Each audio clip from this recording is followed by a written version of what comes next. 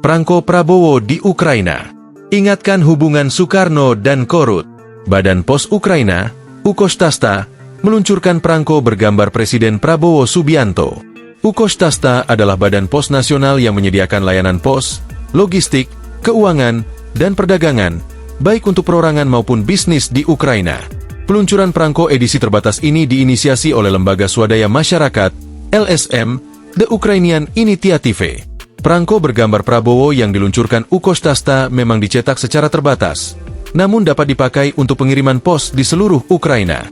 Sebelum Ukraina, potret Presiden pertama Indonesia, Soekarno, sempat terpampang dalam prangko yang diluncurkan Korea Utara, Korut, pada 2015. Peluncuran prangko tersebut merupakan kerjasama antara Kementerian Komunikasi dan Informatika, Kemenkominfo, dengan Korut.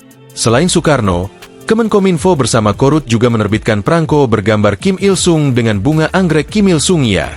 Kim Il-sung adalah pendiri sekaligus pemimpin pertama Korut yang lahir pada 15 April 1912. Prangko itu diterbitkan di Indonesia dan Korea Utara guna memperingati 50 tahun penamaan anggrek Kim Il-sung-ya oleh Presiden Soekarno ketika Presiden Kim Il-sung mengunjungi Bogor, Jawa Barat pada April 1965. Ketika itu, Duta Besar Korea Utara untuk Indonesia Jong Ryul mengatakan, penerbitan prangko bersama akan makin memperkokoh hubungan kedua negara yang telah dibangun oleh para pendiri bangsa. Penerbitan prangko Prabowo di Ukraina juga memiliki tujuan serupa itu.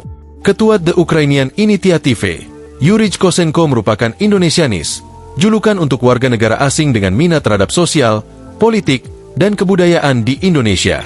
Kiranya hubungan diplomatik antara Indonesia dengan Ukraina semakin erat dan saling menguntungkan pada masa mendatang, tulis Kedutaan Besar Republik Indonesia, KBRI, di Ukraina melalui akun Instagram resminya Indonesia in Kyiv. Kosenko mengatakan, pihaknya memprakarsai prangko bergambar Prabowo sebagai simbol persahabatan antara Indonesia dengan Ukraina.